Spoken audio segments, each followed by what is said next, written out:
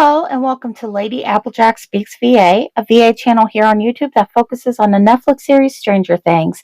I am back with a new episode for our people in Series 5. Do you want to know a secret? And those people are Eddie Munson and Lis Henderson, the older cousin of Dustin Henderson. So this is episode 7 of the series, and we are starting the series on November 16th, 1985. Picking up where we left off in episode 5. Episode 5, I had to correct myself. I almost said episode 6, which was a fast forward, if you will. So this is actually going to be picking up where the apple orchard left off. So it is Saturday at 7:38 p.m. And we are picking up where Eddie takes Lis on their first official date. The apple orchard was partly a date, but this is their first official. So the suggested minimum age for this episode is 15 plus. So it's PG-15 for strong language and some mild sexual references. So listener discretion is strongly advised. Pepper rating is 1 jalapeno with half a glass of milk. Half a glass. It's not going to be too spicy, but there's a little bit of spice in here. And let's see, what else can I tell you about this episode? Special thanks goes out to Emily for this idea. I've really enjoyed writing the series with her as a guiding point. So Emily, if you're listening, thank you so much for inspiring this series. Now, the title of this episode is Rhapsody in Blue, which is kind of an old song. It was composed by George Gershwin in 1924.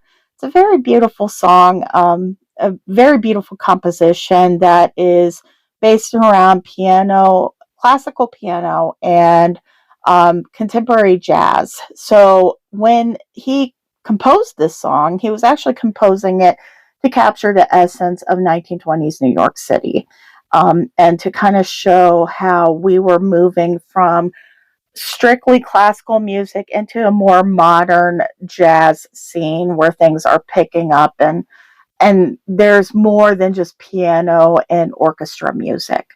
It's a very beautiful song. It's got very beautiful history behind it, and you will understand its reference as to why I picked that name later on in the script as we read along. So yeah, just keep that in the back of your head.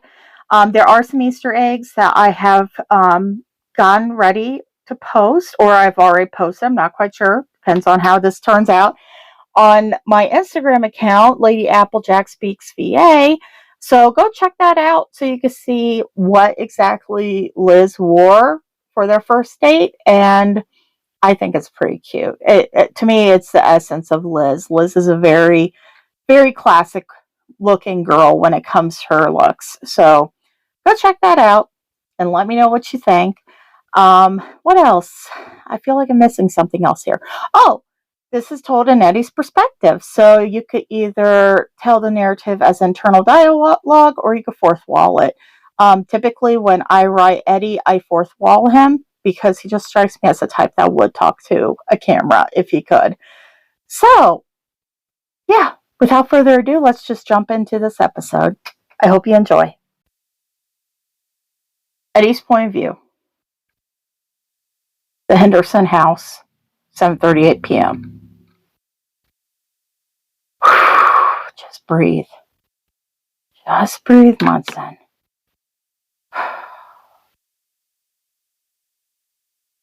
It's just dinner. It's dinner and a trip to the dark room with Lis Henderson. I blow out a nervous breath as I shift between one foot to the other in uncharted territory shoes. I usually just stick with the Reeboks, but when I knew I was going to be taking Lis out on a nice dinner date, I begged my Uncle Wayne to let me borrow his nice dress shoes. The dress shoes that he usually reserves for parole hearings with my dad or a funeral. Hopefully hopefully none of those will equate to what I'm going to do tonight. But yeah, anyways, they're foreign on me and they feel kind of clunky, but I look good. At least I think I do. I feel the palm of my hand sweat as I hold the small bouquet of pink roses in my hand that I had bought her just before I drove to the Henderson house. I barely made it to the florist shop before it closed, and Mrs. Lipton, she was not happy with me. When I explained to her that I needed the roses for a date and I would give her a free oil change at the garage, her tune changed a little bit, and she was able to help me get these pink roses and baby's breath together. I had just seen Liz a couple hours ago when I dropped her and Sammy off from our day at the apple orchard. And even though I know it's crazy because I just saw her a couple hours ago, I still pined for her. I missed her so bad when I had to leave her for just a couple hours to get errands done. I missed that smile of hers, how soft her small hand felt in mine as I held it with one hand and drove with the other. The way her eyes sparkled whenever I managed to say all the right things. Which is weird for me because every girl I dated, I always ended up saying the wrong things. But Liz, she hung on my every word. I dated my share of girls, but none of them made me feel the way I do when I'm with her. And none of them ever motivated me as much as she does. Flashback. 2 hours ago, 5:32 p.m. Sammy had fallen asleep on the way back to the Hendersons. Liz doesn't have to ask me to help her carry anything inside. I just instinctively get up, kill the engine of my van, and climb into the back to scoop up Sammy, managing by some sort of magic not to wake her. While I'm scooping Sammy up, Liz is grabbing her backpack and the basket of apples that we had picked at the orchard. We already had plans for tomorrow. Tomorrow afternoon, I was going to be coming over and helping her and Sammy make apple pies. Liz had made sure to express that one of those apple pies was strictly for Uncle Wayne. I think she's trying to impress him a little. Carefully, I climb out of the van, smiling a bit as Sammy wraps her tiny arms around my neck in her sleep, her fingers lightly nodding into my hair. Liz fishes out the house keys and lets us inside. Apparently, Dustin was hanging out with Wheeler, and Aunt Claudia was still meeting with some people from the church. I guess church ladies making quilts or some shit. I can't remember. Something that older chicks do. Anyways, we get inside and Liz sets the backpack and the basket of apples on the foyer table before offering to take Sammy from me. I shake my head, rubbing Sammy's back soothingly to keep her from waking up. Just point me in the direction of her room, and I'll take care of it. Okay. It's right across from mine. Last door on the right. I smile at Liz, leaning in to kiss her cheek before carrying Sammy back to her room.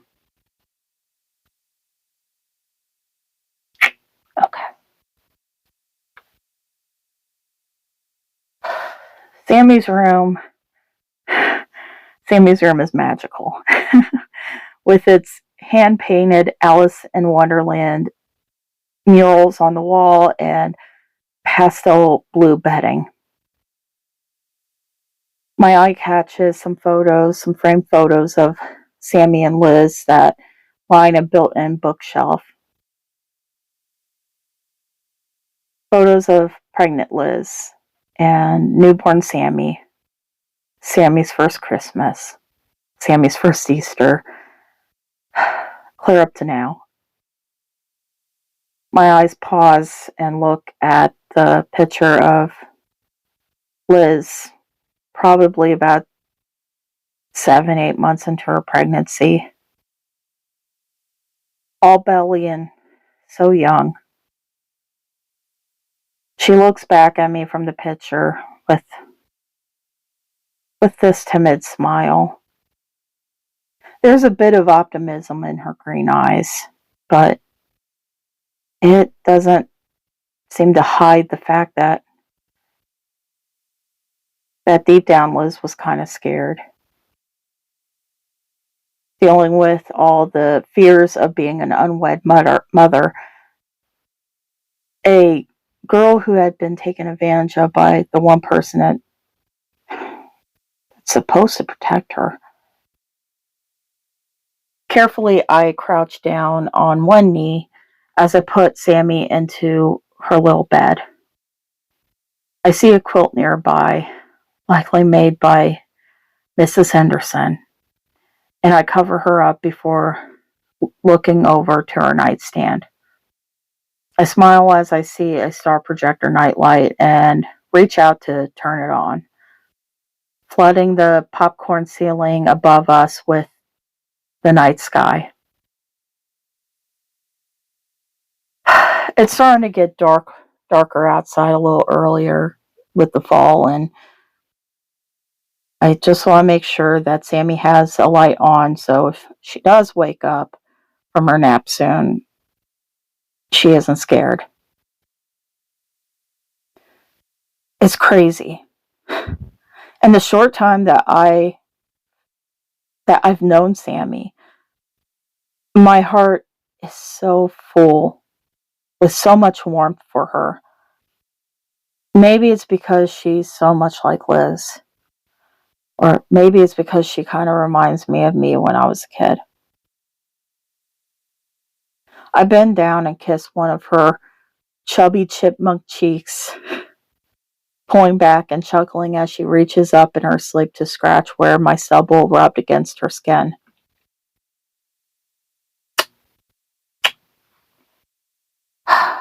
Sleep tight, little miss. I think you tired her out today. I look up and see Lis. I'm not sure how long she was standing there, but she's leaning against the door frame with a smile as she watches me. In the short time that I was away from her, she had unpinned her brunette hair and allowed it to cascade down her back in soft waves. She rarely wears her hair down, but I love it when she does. It always reminds me of Rapunzel, the beautiful princess that let her hair down for her prince to climb up. I turn back to Sammy briefly and tuck her in just a little bit more before grabbing the teddy bear that I had given her that day and putting it beside her. I stand up and go over to Lis. Smiling, I reach out and pull her close to me by the hips, glancing around the room. I envy this kid. Such a cool room. Did your aunt pay someone to paint all the little characters and stuff? Lis blushes, biting her bottom lip. I actually painted them myself. Sammy has a thing for Alice in Wonderland, so wait, you painted these? Yeah, I know they're kind of crappy. No, they're definitely not crappy. They're great. It took me a weekend to finish the whole thing, and thankfully Dusty kept me company, so time went a little bit quicker. You know, you know how Dusty is with his stories. I got myself a talented girl. Is there anything you can't do? She blushes, and I smile wider, leaning down to nuzzle her nose with mine before lightly kissing her lips.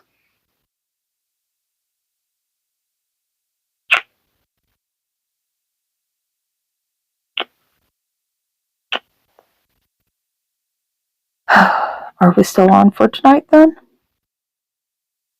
Yeah, definitely. If you still want to, that is. Absolutely. Hmm. Um, I can pick you up around 7:30. I would just stay, but I need to go pick up my paycheck at the garage before Sal closes for the day, and want to get a shower in. You know, maybe put something nice on for a change. You know, besides jeans. You look nice all the time to me. You're great for my ego, beautiful.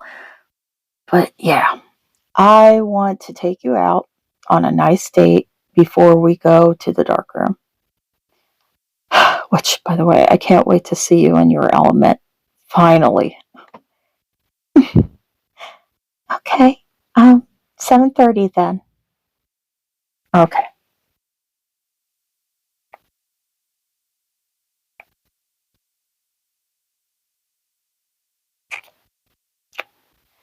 It's a date. Present time.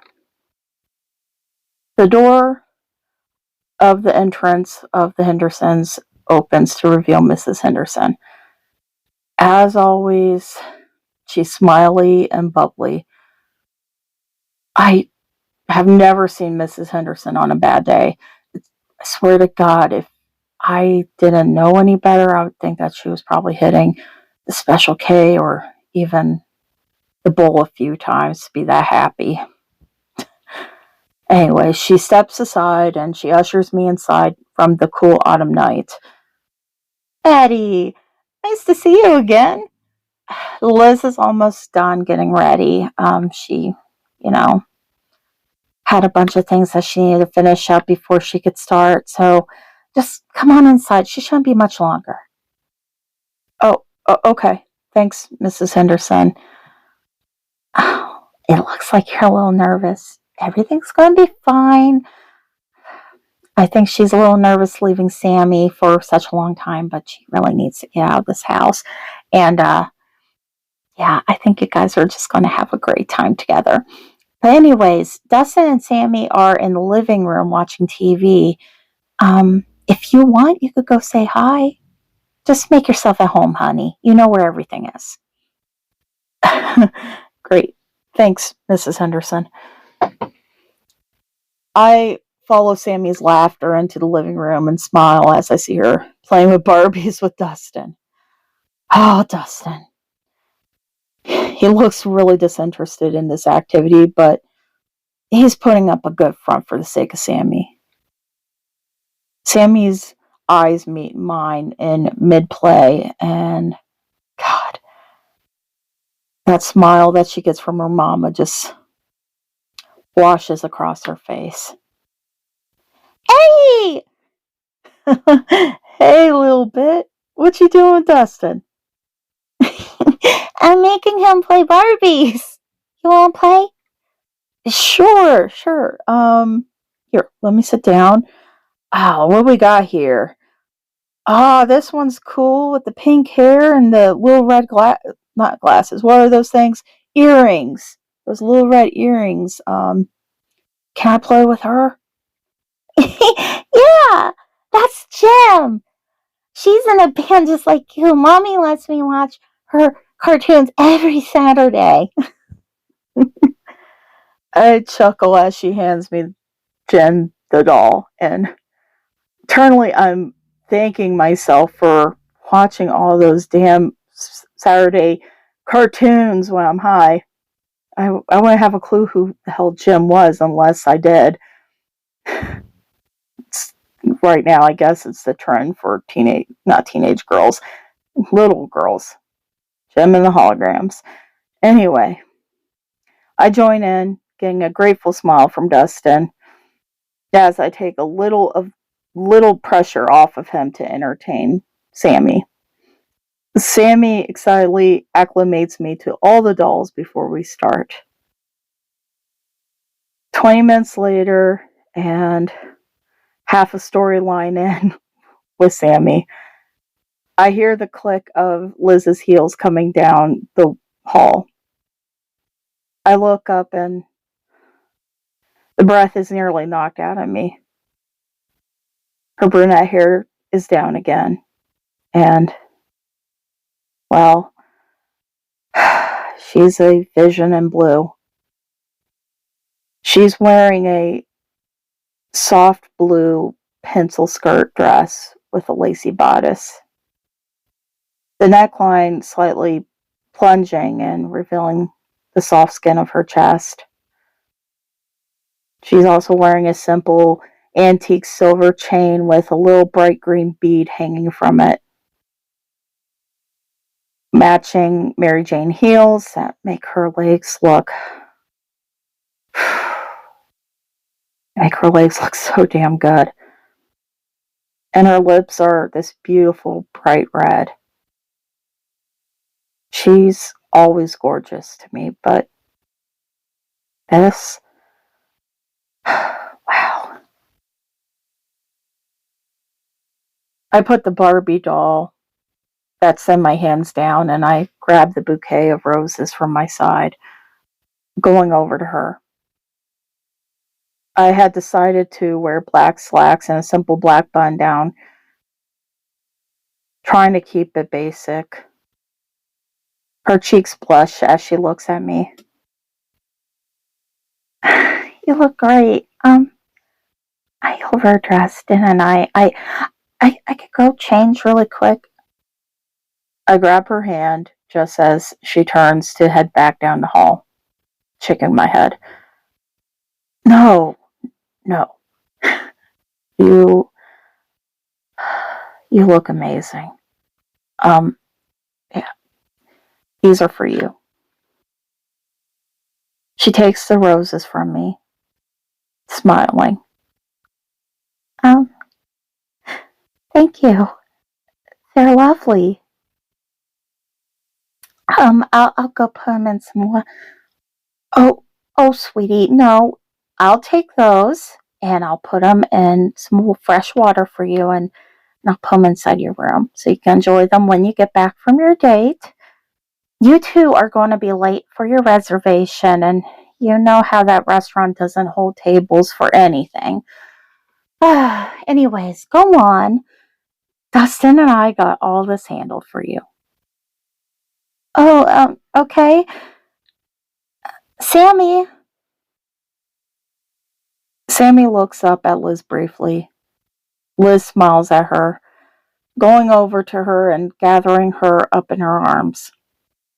She smiles as she leans in and kisses Sammy's temple. Mwah. Now, mind your cousin Dusty and your Auntie Cece, okay? I'll be home soon. Okay, Mama. That's my sugar. Now, give Mama a kiss. Mm. Mm. Mommy loves you so much. Lis puts Sammy down and To my surprise, Sammy runs over to me next, pulling on my pant leg. I crouch down to her size and laugh in surprise as she tackles me with a big hug, nearly knocking me off my feet. I hug her back. All right, have fun, Squirt. I'll bring Mama home soon, okay? And maybe I could talk Mama into getting you a piece of cake from the restaurant. Chocolate? A big slice. Okay. Thank you, Eddie. Mwah. It takes Liz about 5 minutes to go over the phone numbers once more for both the restaurant and for the darkroom with Mrs. Henderson. I smile at Mrs. Henderson in gratitude as she encourages Liz to walk towards the door, reassuring her once more. 2 hours later, Hawkins High darkroom.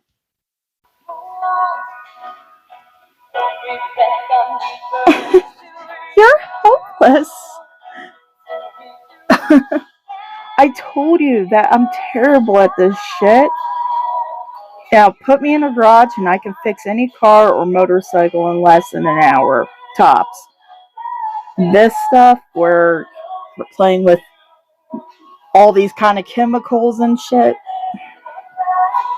not in your life. We have been in the dark room for about 45 minutes now, listening to one of her mixtapes that she kept in her lab locker at the school. Despite me not knowing what the hell I'm doing, she remains patient and encouraging, like with anything else. We managed to develop a few photos from earlier this afternoon, and we were now watching the pan of developer with anticipation as a new image slowly surfaced. It's of me and her. It's a photo that I took of us while Sammy was tramping around the playground with the other kids. It's just us, smiling as we kiss. I had taken the camera from her mid-kiss and took the photo before she had much time to react. I smile at the final result that I look at. Ah, look at that cute couple. Quite a pair, I think. I wrap my arms around her waist from behind, dropping a kiss onto the crook of her neck. I could hear the smile in her voice.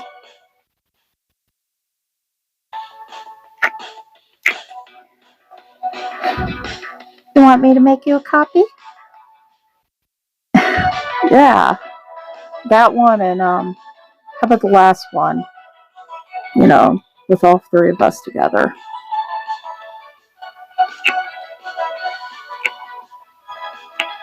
Here, give me those sweet lips.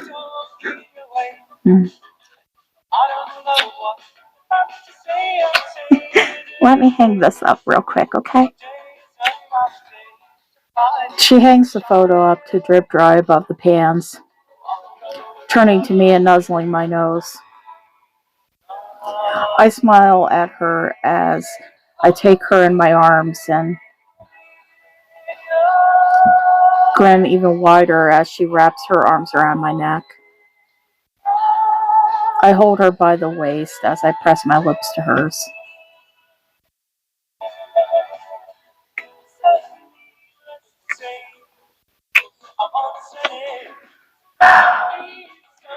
So, is it too soon to ask you to go out on another date? No. But would it be our second or our third? Definitely third. You see, I'm counting the apple orchard and the dinner tonight as two separate dates. Oh, really? Yup. It. If we continue like this, we're definitely going to be married by next weekend. Let's not get crazy, Munson. Impossible. Because, see, I'm kind of crazy for you, Liz. Been that way for a while now.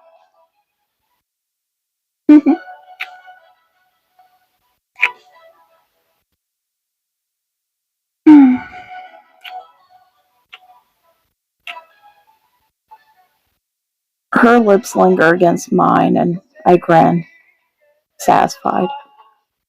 I slide my hands from her hips to the small of her back, pulling her against me as I let my lips move from hers down her chin to her long, graceful neck.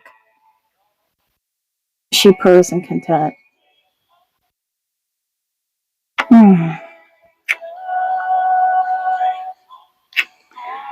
I can't begin to tell you how fucking happy you have made me today, princess.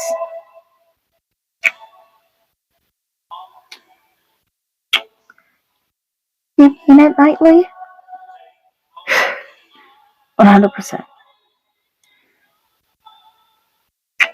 So, this necklace, I just noticed it's glowing. Yeah, it's actually uranium glass. It belonged to my mother, so it's it's beautiful, like you. Thank you.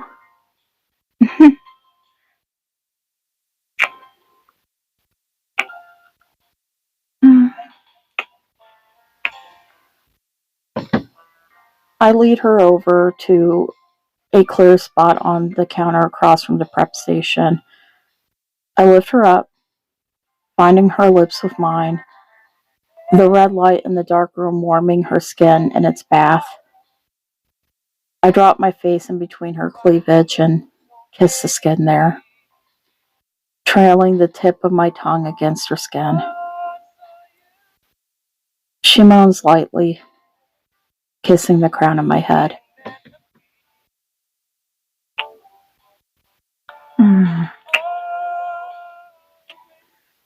God, you feel amazing.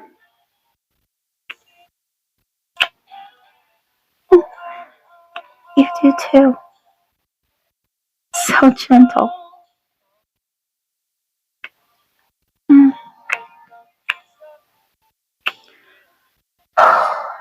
I should stop before I do something I regret. Regret?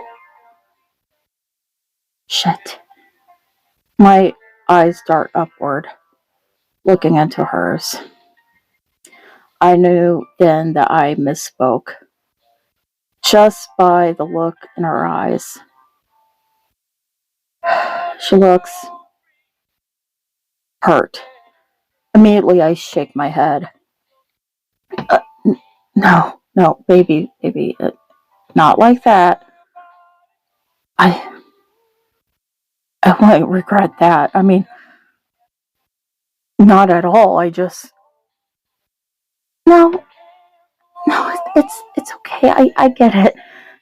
No, you don't. Liz, I don't want to fuck this up. I want to treat you like a queen. You, you deserve more than a first time in some high school darkroom. Sadly, it's not my first time. It is, it is your first time in my eyes. Your first time was not consensual. That's what I mean. Oh, Liz, when the time is right, and trust me, The way things are going, I'm hoping it'll be soon. It's going to be perfect. I'm going to make sure that it's going to be perfect for you. For both of us. In the meantime, I just want to enjoy the moment with you. And just savor you every little bit at a time. Her smile is restored. She leans in, kissing my lips earnestly.